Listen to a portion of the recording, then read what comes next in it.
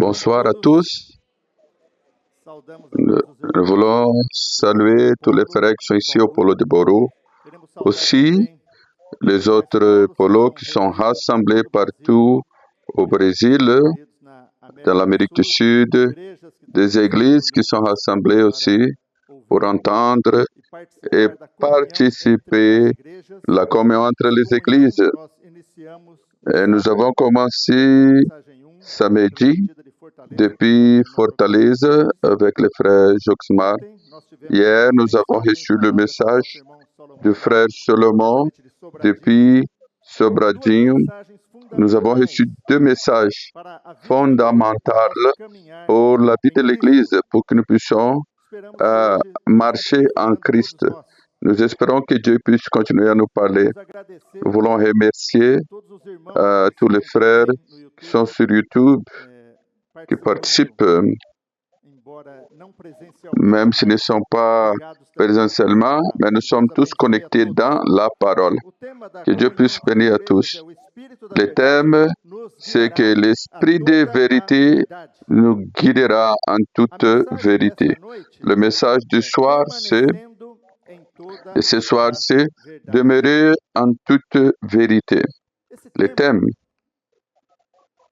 de la communion entre les églises et aussi le message de ce soir est basé sur l'évangile de Jean. Quand Jésus a parlé dans l'évangile de Jean depuis les versets chapitre 14, 15, 17. Les derniers mots de quelqu'un, normalement, sont des mots très importants et que nous devons payer attention. Toutes ces paroles que Jésus a dit et Jean il a enregistré dans son évangile, chapitre 14, 15, 16, 17, sont des paroles qui n'a pas dans d'autres évangiles de ceux qui étaient avec Jésus. Ils n'ont pas enregistré ça. Peut-être parce que Jean il a eu des expériences extraordinaires qui lui a amené à voir un peu plus de ce que Jésus était et ce qu'il est devenu après la résurrection. Pendant que tous les apôtres étaient des martyrs, ils ont été tués, et Jean était exilé dans l'île de Patmos. Et Jean, il a reçu des révélations extraordinaires que d'autres hommes n'ont pas eues. Paul, il a reçu beaucoup, mais Jean a reçu une vision complète. Et l'ange a dit, tout ce que vous voyez, vous devez écrire. Et nous avons le livre d'Apocalypse. Quand Jean il quitte l'île de Patmos, la tradition dit qu'il est sorti, il est allé à Ephésos, et il a écrit son évangile et ses épîtres. Donc, la façon que Jean présente Jésus, c'est un peu différent. Jean, il a écrit des choses extraordinaires. Dans la vision de Jean, quand il commence son évangile, il ne parle pas d'une généalogie humaine, mais il parle au commencement était la parole était avec Dieu, et la parole était Dieu. Il était au commencement avec Dieu. Et toute chose a été faite à travers lui. Sans lui, rien ce qui a été fait ne pouvait pas être fait. Et la vie était en lui, la vie était la lumière des hommes.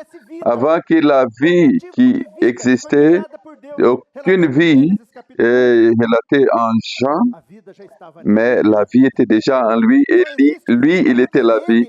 Si nous avons la vie existe parce que lui, il était la vie. Les derniers mots de Jésus, dans cette communion avec ses disciples, il a révélé quelque chose.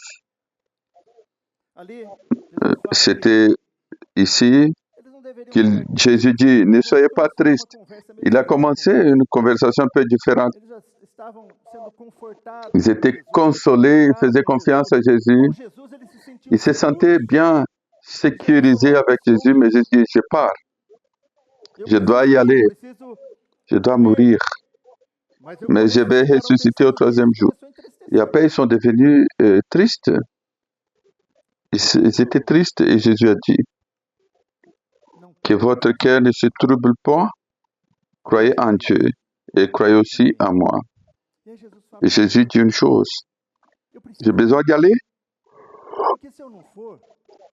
Si je ne pars pas, le consolateur ne peut pas venir. Il commence à expliquer c'est quoi le consolateur. Les frères qui ont partagé avant moi, ils ont bien expliqué l'esprit de vérité, l'Esprit Saint. Pourquoi? Parce que c'est que Jésus, et malgré qu'il était le consolateur, il va envoyer un autre consolateur, c'est lui-même, après le processus de mort et résurrection, pour devenir un esprit qui vient avec le Père, pour habiter en ceux qui croyaient, qui devaient croire en lui. Ça, serait une chose unique de Dieu qui se mélange avec l'homme. Jean 14, 15 et 16 principalement. Il parle aussi, nous devons dépendre exclusivement de lui, le consolateur qui viendra. Si nous dépendons en lui, nous allons porter de fruits en lui. Les fruits produits en nous, ça serait en nous, à travers lui, parce que nous demeurons en lui. Et les fruits sont les évidences que nous demeurons en lui.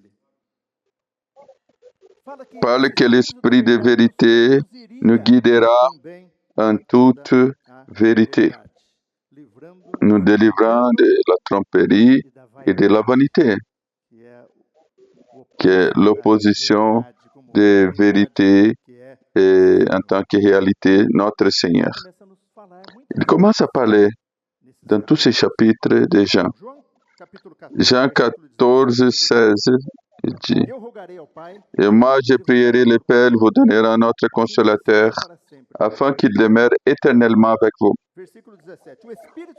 L'Esprit de vérité que le monde ne peut recevoir, parce qu'il ne voit point et ne le connaît point, mais vous, vous le connaissez, car il demeure avec vous, et il sera en vous. » Nous avons déjà beaucoup développé hier. Il parle d'autres consolateurs. Un autre. L'autre consolateur, ça parle de nous, pas avec eux. Ils avaient les consolateurs. À l'époque, la parole qui est devenue chère, Jésus dans son ministère terrestre, pendant qu'il était ici en chair, il était limité par le temps et par l'espace. Jésus, les gens qui devaient recevoir la grâce, ceux qui avaient besoin de quelque chose venant de Dieu, ils pouvaient recevoir s'ils pouvaient rencontrer avec lui. Quand vous lisez les évangiles, il y a plusieurs rencontres, des gens qui se rencontrent avec Jésus, des gens qui pouvaient se rencontrer. Par exemple, Marc 2 parle d'une histoire d'un paralytique de Capernaum. Il était amené par ses amis. Il était paralytique. Ses amis lui ont amené. Quand ils arrivent dans la maison, Jésus il prêchait la parole. Il y avait beaucoup de monde, beaucoup de gens. Donc, ils ont ouvert un trou sur le toit et ils ont fait l'armée descendre. Donc, Jésus a vu leur foi et dit, votre péché est pardonné, et Jésus lui a guéri. Les paralytiques, ils devaient être dans cet endroit-là, dans ce moment, devant Jésus. Nous voyons aussi dans Luc 8, la femme qui pendant 8 ans avait l'hémorragie et sa vie qui coulait comme ça. Pendant 12 ans, elle avait perdu l'espérance, il n'avait plus de médicaments. Mais elle a entendu parler de quelqu'un qui allait passer là-bas. Et cet homme pouvait guérir les gens. Quand elle a vu la foule, la multitude, il y avait, elle ne pouvait pas arriver. Elle commence à rompre, à pousser les gens pour toucher Jésus dans sa tête. Si je touche au moins dans ce vêtement, et je serai guérie. Donc avec la foi, elle touche et elle est guérie. Et Jésus a dit, quelqu'un m'a touché. Réalisez-vous, besoin d'être là-bas. Et Jésus devait être là-bas aussi. Elle était guérie. Marc 10 parle d'un mendiant, Bartimée, qui était aveugle. Il était aveugle, mais il n'était pas sourd. Il a aussi entendu que dans cet endroit, Jésus allait passer. Il avait entendu parler de Jésus déjà, certainement. Quand il a réalisé que c'était Jésus, il a commencé à crier, « Jésus, fils de David, ayez miséricorde de moi, miséricorde de moi. » Il a dérangé, il criait, jusqu'à attirer l'attention de Jésus quand Jésus était là-bas. Et Jésus lui dit, « Qu'est-ce que vous voulez que je fasse? Qu'est-ce que tu veux que je te fasse? Je veux revenir à voir. Je veux... » Certainement, il avait perdu sa vision pendant sa vie. Il voulait revenir à voir. Et Jésus lui a guéri. Regardez bien. Tous ces gens ont reçu des bénéfices de Jésus. Et Jésus était là-bas 2000 ans auparavant, mais il nous ici. Et moi et mes problèmes, et vous avec vos problèmes. Moi avec mes afflictions, et vous avec vos afflictions. Comment pourrions-nous avoir la paix que Christ seulement peut donner? Comment on pouvait trouver le repos en Christ? Peut-être on devait prendre un avion pour traverser l'Atlantique. Quand Jésus, ce qu'il a fait pour devenir l'Esprit de vérité, l'autre consolateur, c'est pour qu'il puisse être en tout endroit, en tout temps, et dépasser toutes les époques. Et après 2000 ans, nous avons l'accès à lui, où nous sommes là. Et il a dit, là où je suis, vous serez aussi. Ça, c'est une bénédiction pour nous. Loué soit le Seigneur. Car c'est ça le plan de Dieu. Quand Dieu a apparu à Abraham, il a béni Abraham et dit, tu auras un descendant et en toi, toutes les familles de la terre seront bénies. Et Galates 3,14 nous explique pour que la bénédiction d'Abraham puisse arriver jusqu'à nous en Jésus-Christ, pour que nous puissions recevoir par la foi l'Esprit qui avait promis, dont la promesse, la bénédiction promise à Abraham, c'était l'Esprit des promesses qui a été libéré après la mort et la résurrection de Jésus, frères et sœurs, pour que ça puisse arriver, comme nous avons chanté. Il a payé un très haut prix, car il a eu besoin d'aller pour que le consolateur vienne. Aller, c'est aller vers la croix. Et sur la croix, il a pris toutes nos iniquités. Le châtiment qui nous apporte la paix était sur lui. Il a payé un prix qu'aucun homme ne pouvait pas payer, pour que nous puissions recevoir la grâce. Lui, il était maudit à notre place. Et il a prouvé la malédiction de la croix. Et pour que nous puissions recevoir la bénédiction, le prix du sang précieux, le sang d'un juste pour nous racheter. Dieu, il nous regardait là.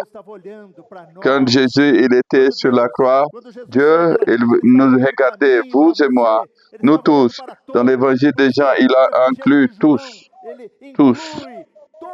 Dieu a tant aimé le monde qu'il a donné son Fils unique afin que tous ceux qui croient en lui ne périssent pas, mais qu'il ait la vie éternelle. Nous avons été inclus dans cette bénédiction par l'Esprit de vérité. Loué soit Dieu pour ça. L'esprit de vérité, c'est la bénédiction qui arrive jusqu'à nous. Il est mort, il est ressuscité, il a fait, il a tout accompli. Et nous, aujourd'hui, après 2000 ans, nous pouvons confier en Jésus. Nous pouvons être protégés par Jésus. Nous pouvons se sentir sécurisés car nous avons un consolateur. Loué soit Dieu. Loué soit le Seigneur. Jean 14, 20. Jésus l'a dit. Dans ce jour, et en ce jour-là, vous connaîtrez que je suis en mon Père. Vous connaîtrez que quand l'Esprit viendra, moi je serai dans l'Esprit, je viens avec le Père. Je suis dans le Père et le Père est en moi. Et je suis en vous. Ça, c'est une réalité. L'Esprit de vérité, c'est un esprit de réalité. Une réalité qui s'est arrivée. Nous avons le monde physique. Nous pouvons voir, toucher. Nous avons le monde spirituel. Le monde spirituel, c'est le réel. Et le monde physique, c'est faux. Tout ça va passer. Mais la parole de Dieu demeure éternellement. Tout va passer. Mais l'Église, l'Esprit et l'épouse disent, viens. Et elles vont demeurer pour l'éternité. C'est ça la réalité. Aujourd'hui, nous vivons dans ce monde. Le monde rempli de fausseté, le monde rempli de tromperie, et nous avons l'esprit de réalité. Qu'est-ce que nous avons besoin? De savoir comment traiter ça. Et pour ça, l'esprit entre en nous, pour nous conduire en toute vérité. Et dans l'esprit, nous ne sommes pas trompés. Dans l'esprit, nous ne sommes pas trompés. Car la parole nous guide. Et l'esprit peut nous révéler la parole à chacun de nous. Loué soit le Seigneur. Nous sommes différents. Nous sommes des personnes différentes. Nous avons des expériences différentes. Même notre expérience de comment nous connaissons Christ est différente. Ce que nous savons à propos du corps de Christ sont des expériences différentes. La valeur que chacun de nous donne aux choses spirituelles, c'est différent. Le niveau de croissance dans l'Église, c'est différent. Il y a d'autres qui sont plus expérimentés, autres ont des expériences, d'autres ont moins. Mais nous avons tous la même chose, c'est le même esprit de vérité qui veut nous guider tous en toute vérité. Si nous tous, nous tournons vers l'esprit, si nous donnons la valeur adéquate pour l'esprit, l'esprit, il nous guidera en toute vérité. Car c'est ça la volonté de Dieu. Il a payé un très haut prix et il a tout fait pour que j'habite en vous, vous habitez en moi. Dans un côté, l'esprit, il travaille individuellement chacun de nous. Et plus il travaille, plus nous devenons semblables. Moins de différences nous aurons, car nos pensées, nos goûts, notre volonté, elle sera changée pour ce qu'il est. Notre transformation et conformation, c'est son image. La mesure que nous croîtrons, la vie de Dieu qui a été implémentée par l'Esprit en nous, la vie va grandir.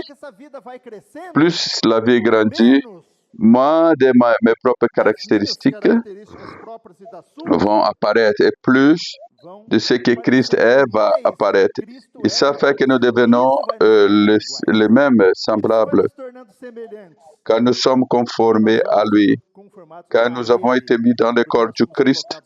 Donc l'esprit de vérité, il a formé encore le corps du Christ, où Christ est la tête et nous sommes les membres. Nous avons besoin jour après jour. Fonctionner en tant que corps. Les membres coopèrent mutuellement, les uns avec les autres, en Christ étant la tête. Le plan de Dieu, c'est ça ce qu'il veut faire dans son Église, qui est son corps. C'est un processus difficile. Nous devons être honnêtes. C'est difficile. Parce que nous, les hommes, nous sommes difficiles. Les vieils hommes, c'est difficile. Nous ne voulons pas donner l'espace au Seigneur. Nous savons beaucoup de choses, mais la vérité, la réalité, c'est très loin de notre pratique et de notre sens. De notre sens qui doit être Christ. Ce n'est pas un processus facile. Nous n'arriverons pas par nous-mêmes, nous dépendons du Seigneur. C'est ça la question, le changement de mentalité doit changer. La valeur que nous donnons aux choses de Dieu doit être forte. Et comme ça, Dieu commence à travailler. Au-dedans de ce que nous sommes disposés, nous permettons qu'il puisse faire. Jean-Baptiste, il avait clairement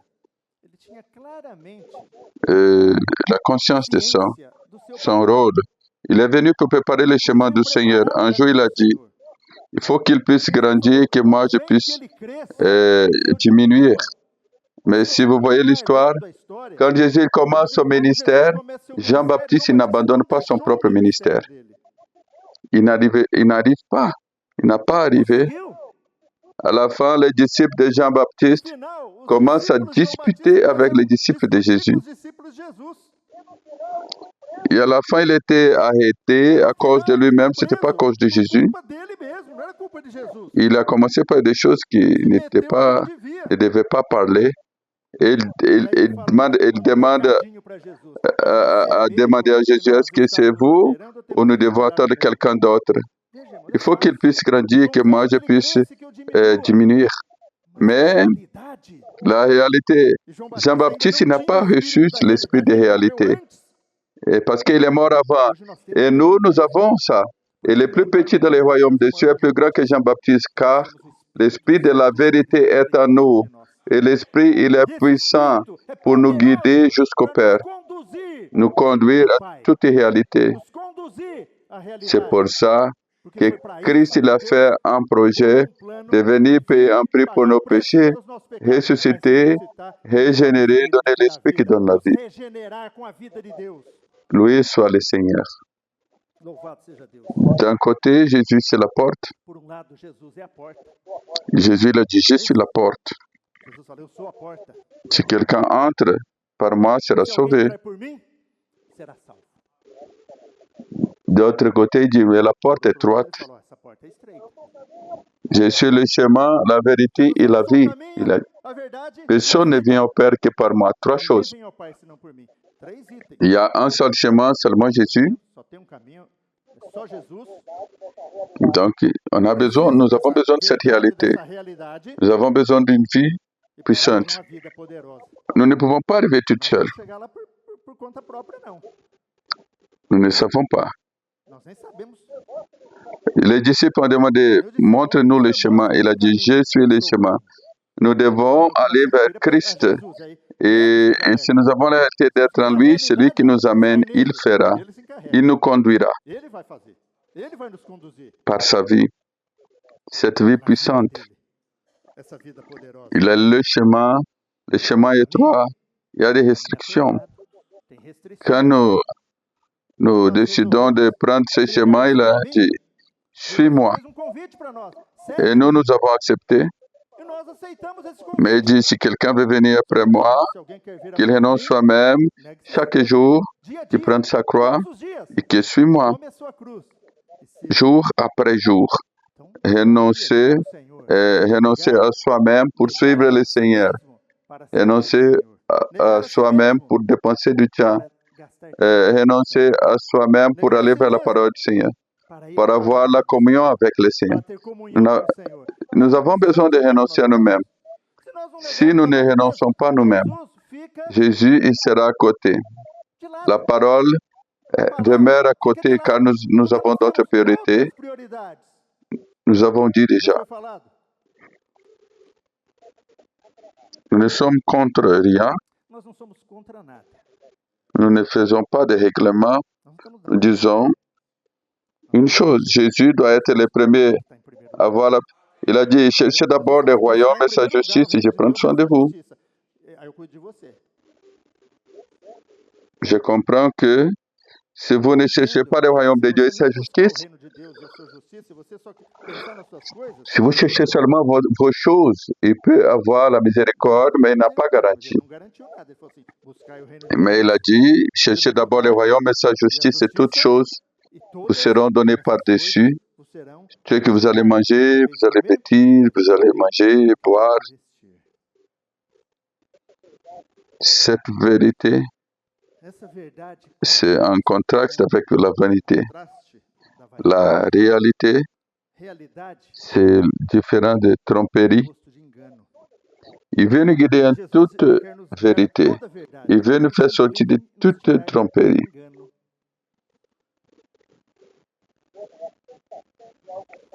Donc la tromperie, c'est accepter quelque chose de faux, comme si la chose était vraie. Prendre quelque chose qui est faux en tant que vrai, mais il pense que c'est vrai, mais c'est faux. Dans des choses spirituelles, nous pouvons être aussi trompés.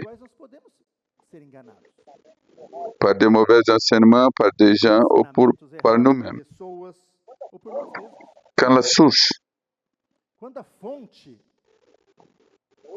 c'est moi, il y aura la tromperie. Quand la source, c'est Christ, il n'y aura pas de tromperie. Des fois, nous sommes trompés par les sentiments. Nous avons l'esprit de vérité, mais nous avons un sentiment, je suis rien, je ne peux pas, je n'arrive pas. Quelqu'un dit, je suis rien, je ne peux pas, je n'ai aucune fonction. La parole dit que tu as. Je n'ai pas de don. La parole dit que tu as. Il faut exercer l'esprit pour que les dons puissent apparaître. Je ne suis rien, je ne peux rien faire. Qu'est-ce que c'est? C'est quoi cette source? Est-ce que c'est l'esprit de vérité? Est-ce que c'est la vie de Dieu ou c'est l'ego? C'est la propre personne. De l'autre côté, quelqu'un dit, laisse-moi. Quelle est la source? C'est l'ego aussi. L'ego, c'est, je ne sais rien, pour l'autre qui dit, je veux faire ça. Et aucun des deux ne peut pas fonctionner. La tromperie, c'est une perception équivoquée, produite par l'ignorance ou le mensonge.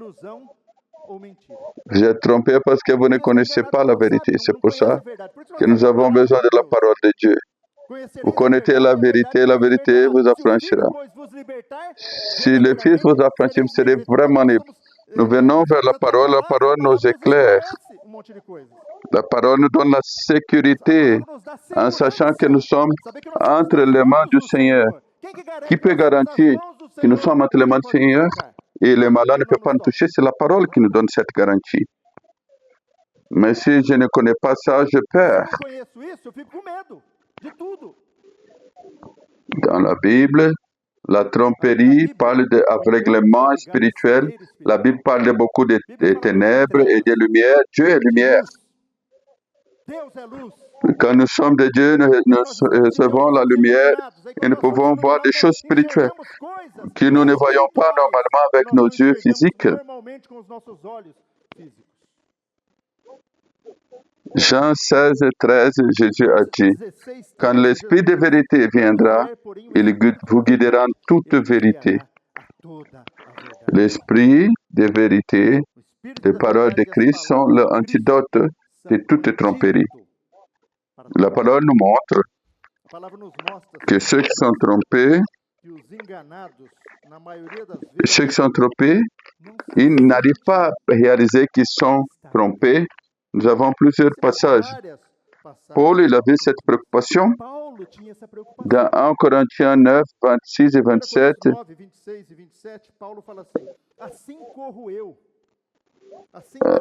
pas sans but, je me bats pas en frappant l'air, je sais où je dois frapper, je sais où je vais. Il connaissait le chemin, il avait le focus en but. 27 il dit, mais je traite durement mon corps et je le réduis à l'esclavage pour que, après prêcher aux autres, je ne sois pas moi-même disqualifié. Je peux prêcher à d'autres et je ne vis pas ce que je prêche.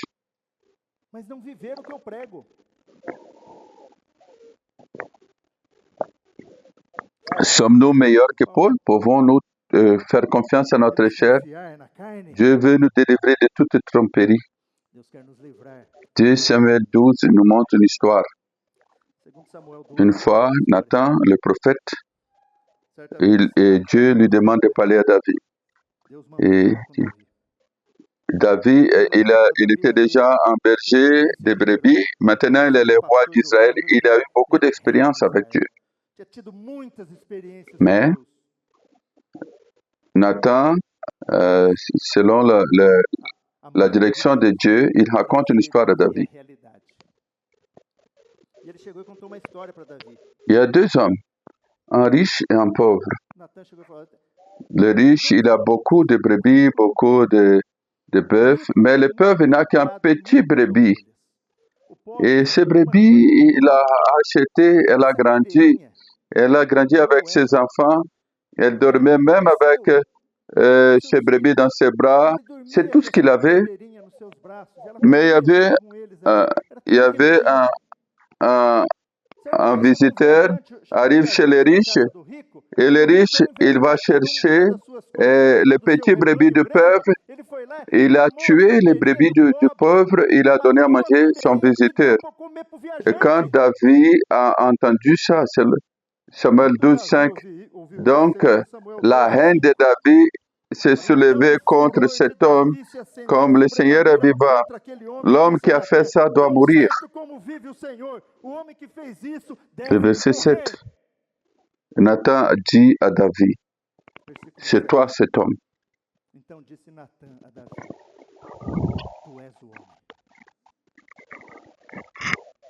Il avait fait des choses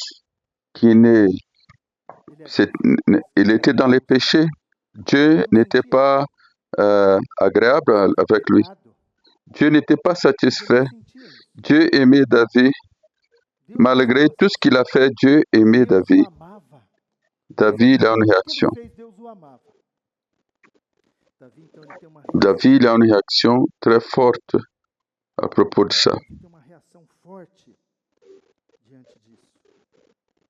Dieu veut nous délivrer tous du péché. Dieu, il attend que nous ayons une vie sainte. Ça plaît le Seigneur. Et Dieu veut nous éclairer. Mais David n'avait pas l'esprit que nous avons aujourd'hui. Dieu a dû envoyer un prophète pour lui parler. Hébreux 4, 12 dit que la parole de Dieu est vivante et efficace, plus tranchante que n'importe quelle épée à 2 tranchants. Elle peut pénétrer au point de diviser l'âme et l'esprit, et elle peut discerner les pensées et les propos du cœur. Il n'a pas de créature est cachée devant lui, mais tout est à nu et découvert aux yeux de celui qui nous devons rendre compte. Dieu, il sait tout. Il n'a rien caché devant Dieu. Oh, miséricorde, Seigneur. David, il a écrit un psaume depuis cette expérience, le psaume 51. Il confesse son péché. Et le verset 10 du psaume 51, il fait une prière. Seigneur, crée en moi.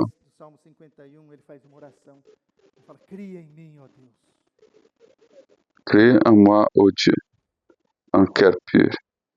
Renouvelle au-dedans de moi un esprit inébranlable.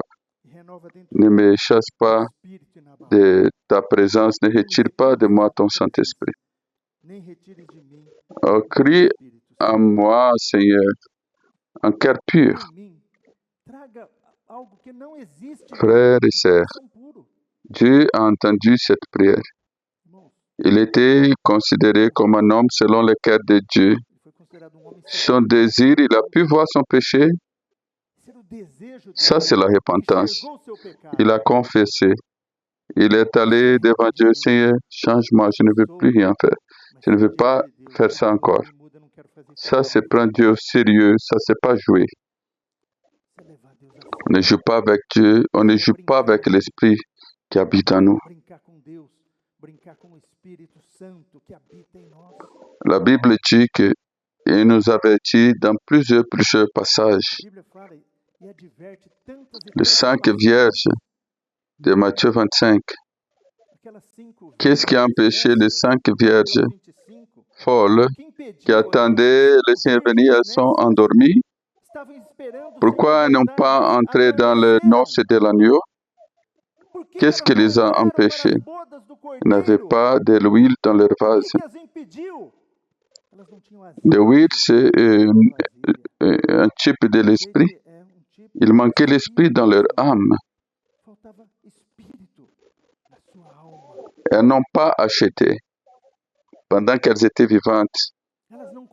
Elles se sont endormies dans le Seigneur et la façon qu'elles se sont endormies, quand l'époux est arrivé, elles se réveillent. Elles se sont endormies sans l'huile, elles se sont réveillées sans huile. Elles se sont allées pour entrer dans les noces, elles sont restées dehors. Elles n'ont pas payé le prix pendant qu'elles étaient vivantes. Combien de fois nous avons entendu cette parabole?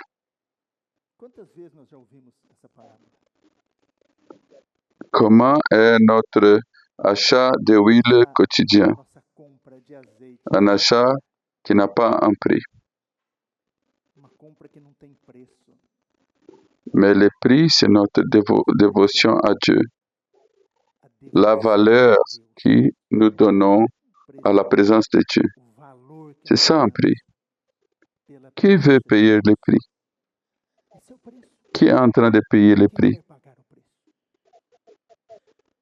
C'est un achat qu'on fait en secret. Personne ne connaît pas. Seulement un qui peut savoir, c'est lui. C'est ça la miséricorde de Dieu pour nous. Ça, c'est l'amour de Dieu envers nous.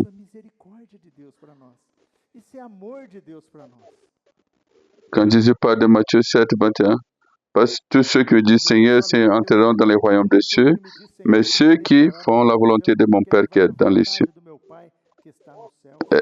Qu'est-ce qu'il veut dire? Est-ce qu'un théologien doit nous expliquer ça? Quand nous faisons la volonté du Père, quand nous faisons ce qu'il demande, c'est plus valeureux de ce que nous disons. Faire la volonté, c'est un acte de vie.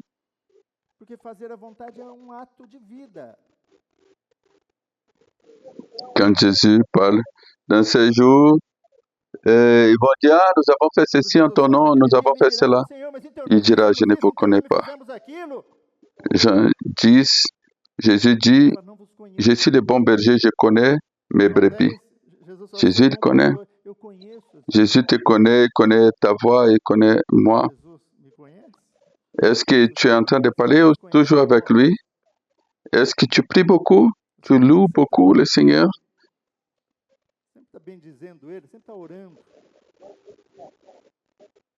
Combien de lumière, des avertissements nous avons dans la parole de Dieu.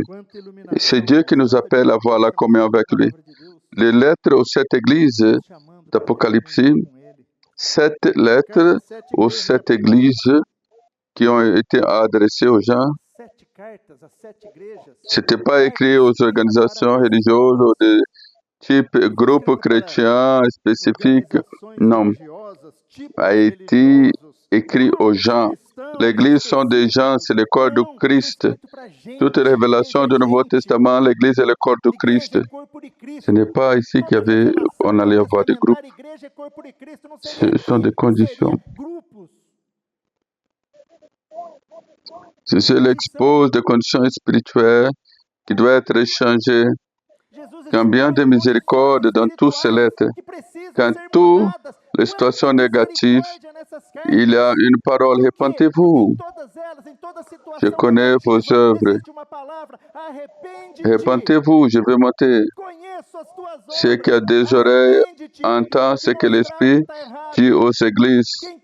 Cette révélation viendra de l'Esprit qui habite en chacun de nous. Personne ne pourra pas dire je ne connais pas. L'Esprit montrera. L'Esprit révèle. Nous avons l'Esprit au-dedans de nous.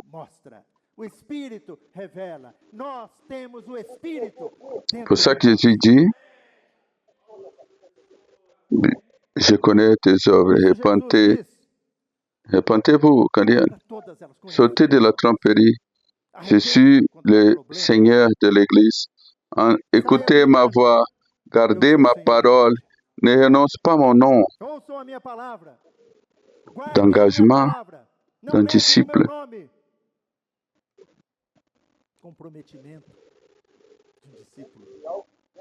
L'exemple de se tromper soi-même, dans mon opinion, c'est la condition de l'Église de l'Odyssée. Apocalypse 3, tromper soi-même, c'est le plus dangereux. Il a la sensation que tout est correct, tout va bien, mais le cœur est déjà froid. Regardez bien, l'Église de l'Odyssée, quelle était la condition de tous ces frères-là? Selon la vision du Seigneur Jésus. Le Seigneur Jésus les regardait, la Bible dit ce qu'il voyait. Vous êtes tièdes. Je vais vomir vous de ma bouche. Jésus dit, vous êtes malheureux, misérables, pauvres, aveugles, nus. Vous êtes nus. Votre nudité est exposée. C'est la vision de Jésus en tant que Seigneur. Les juges justes. C'est un jour, nous allons tous apparaître devant lui, devant le tribunal de Christ. C'est comment il voit. C'est sa vision. Quelle était la sensation? Comment les Laodiciens voyaient eux-mêmes? Ah, je suis riche, je n'ai pas besoin de quoi que ce soit. Comment ça c'est possible? Ça c'est la plus grande tromperie. Je suis riche, j'ai tout, je n'ai pas besoin de quoi que ce soit. Et le Seigneur dit à ton côté, vous êtes tiède, misérable.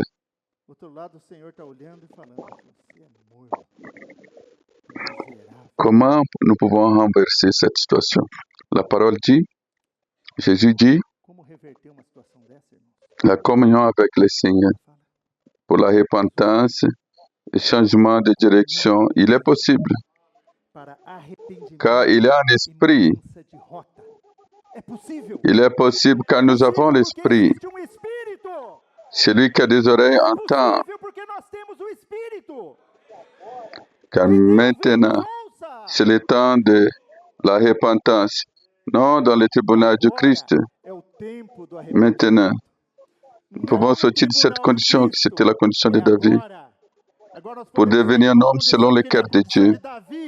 Tu es l'homme. Dieu a dit à lui, et il a changé. Il s'est repenti. Oh, crée en moi, oh Dieu, un cœur pur, et renouvelé au-dedans de moi un esprit inébranlable. Donne-moi la joie de ton Saint-Esprit. Jésus dit, Apocalypse 3, 20, voici, je suis à la porte, je frappe. Si quelqu'un entend ma voix, celui qui a des oreilles, j'entrerai dans votre maison, je mangerai avec vous j'aurai la communion, je vais te montrer toutes ces choses, vous pouvez vous repentir. Ici, la porte de la communion est fermée. Nous ne pouvons pas permettre que ça arrive. Il veut entrer, il veut parler. La parole de Jésus nous nettoie, nous guérit, nous soulage, donne du repos à notre âme. Jésus dit à eux, vous avez besoin d'acheter de moi des vêtements pour couvrir votre nudité et des colliers pour les yeux et de l'or pour être riche. Vous devez acheter de moi car vous n'avez rien. Tu penses que tu as, qui vient de toi, tu n'as rien. C'est ça la solution. La solution est en Christ. Loué soit Dieu. Il y a encore plus. Il y a des paroles d'amour dans la parole du semeur. La semence, c'est la parole du royaume. La terre, c'est notre cœur. Et le semeur, il est sorti pour semer. Et la semence a tombé dans chacun de nos cœurs. Quel est notre cœur? C'est une terre dure. C'est une terre pleine de pierres qui ne permet pas que la parole prenne de la racine. Une terre pleine d'épines qui étouffe la parole, qui ne permet pas qu'il y ait des fruits qui apparaissent, ou c'est une bonne terre. Quelle est notre production? 30, 60 ou 100 par an?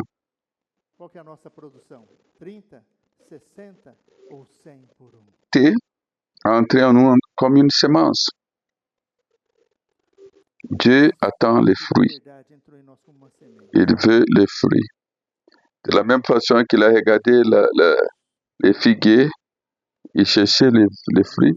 Il regarde la vigne et il attend ses fruits parce que nous sommes liés à lui.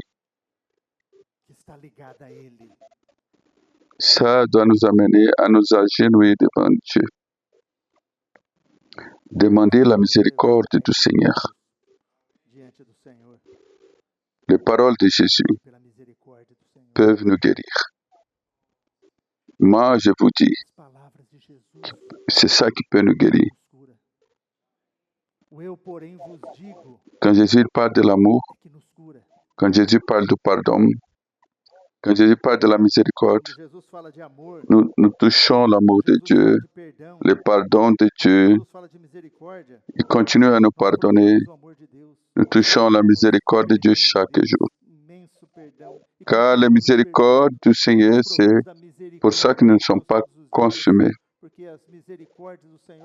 Mais quand il dit, vous devez aimer le Seigneur ton Dieu de tout ton cœur, de toute ton âme, avec toutes tes forces. Quelle est notre réaction?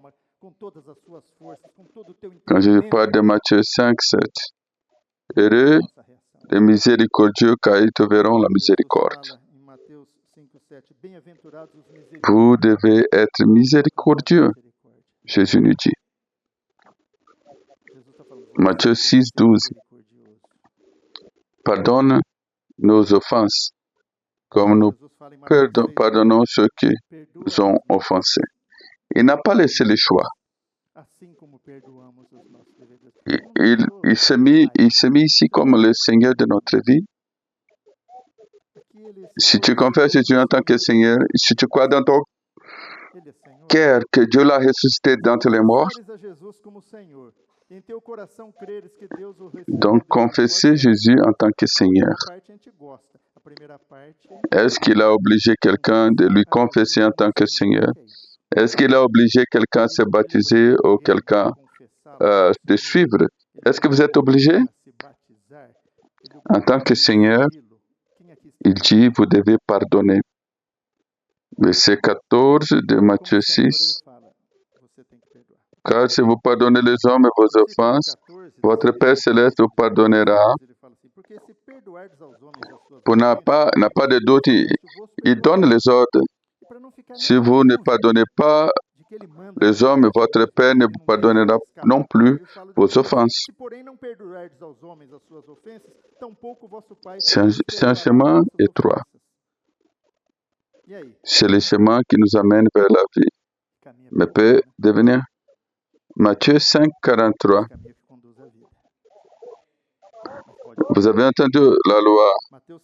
Aimerez vos prochains et haïs vos ennemis. Mais moi je vous dis, aimez vos ennemis et priez pour ceux qui vous persécutent. Comment tu peux faire ça toute seule? Ce sont ça les paroles de Jésus. Ça doit nous amener à Christ. Ça doit nous amener à l'esprit de vérité. Pour dire, Seigneur, crée en moi. Je ne suis pas cette personne. Tu connais, Seigneur. Mais je veux prouver cette vie, Seigneur, en moi. Je veux toucher cette puissance en nous, l'esprit de résurrection en moi. Romains 5, 5. L'amour de Dieu est versé dans notre cœur par le Saint-Esprit qui nous a été donné. Quand l'Esprit Saint vient en nous, l'amour vient en nous. Il nous donne la capacité d'aimer. Ce n'est pas seulement un ordre aimer, mais il nous donne la capacité d'aimer. Il nous donne la capacité de pardonner, d'être miséricordieux. Le vieil homme n'est pas comme ça. Aucun de nous ne sommes pas comme ça. Mais dans l'homme nouveau, nous pouvons vaincre. Ça, c'est un exercice que nous devons pratiquer. Et permettre que Christ puisse devenir notre tête. Christ soit notre vie. Lui soit Dieu.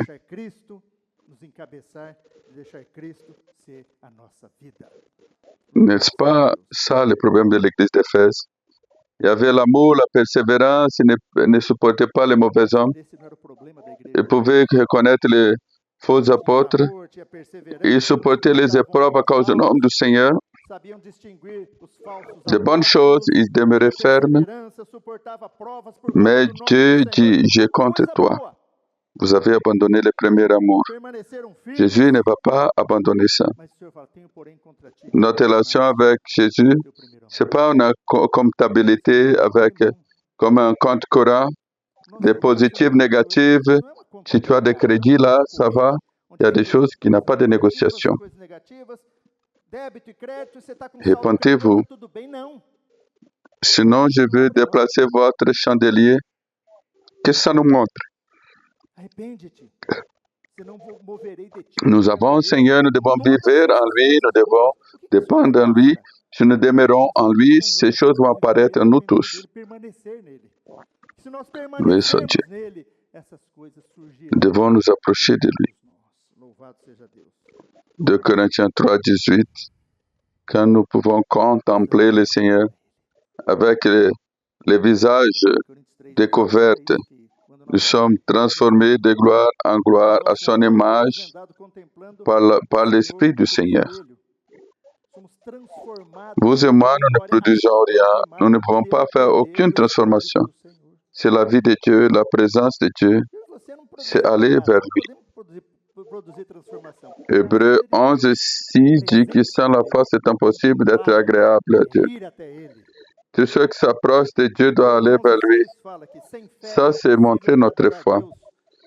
Celui qui s'approche croit qu'il est et qu'il est le rémunérateur de ceux qui le cherchent. Si je viens vers lui parce que je ne sais pas, je ne peux pas. Et je vais vers la source, c'est ça la foi. Je vais vers lui. Hébreux 4, 16.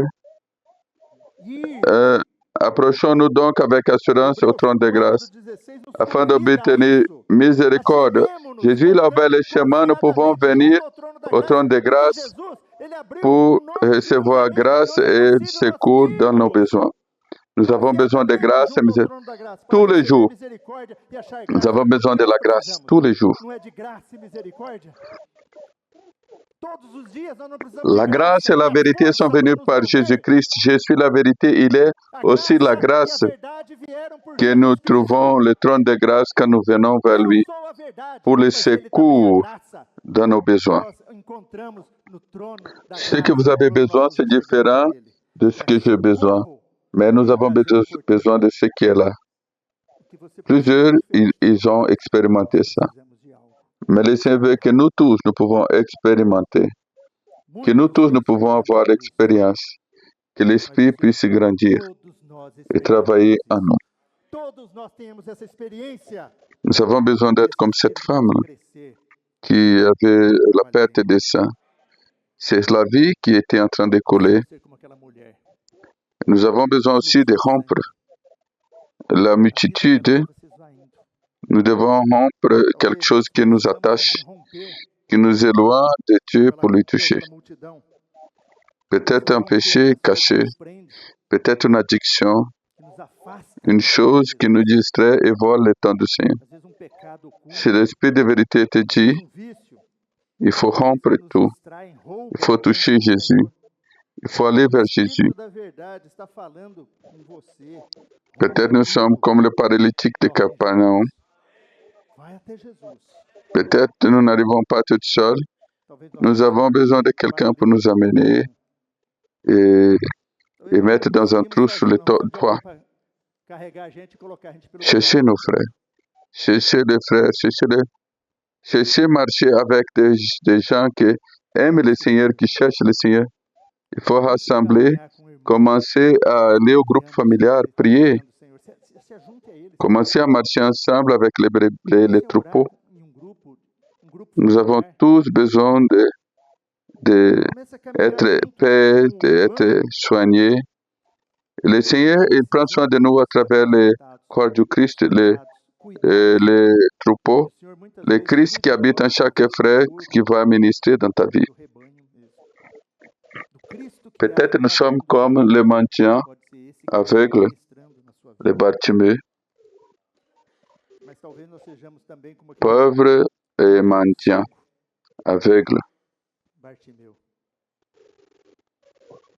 Et nous avons entendu que Jésus passe là. Nous devons acheter de lui de l'or, les habits, les colliers. Si Jésus passe, il faut courir vers lui. Je vais acheter, je vais payer les prix.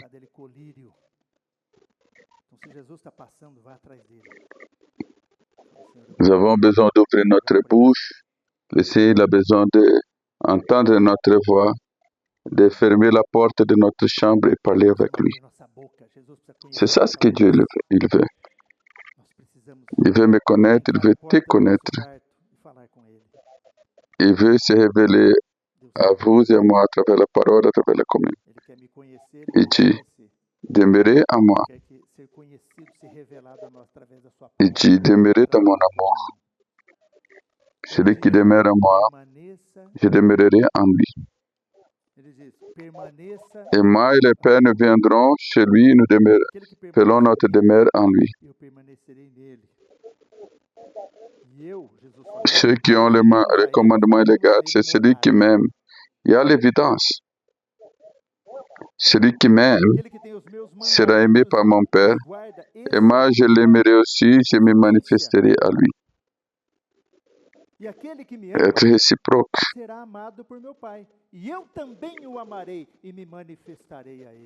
Jésus veut nous bénir.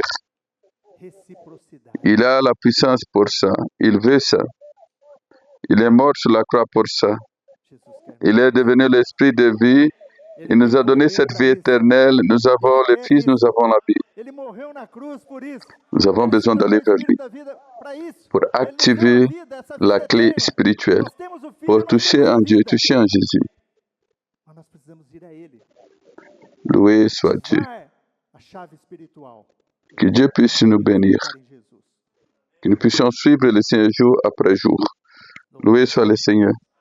Nous voulons remercier les frères qui nous ont accompagnés sur Internet, d'autres régions, d'autres polos qui ont été éparpillés sur tout le pays Nous allons clôturer ici et nous allons continuer notre réunion ici à Bauru. Jésus est notre Seigneur.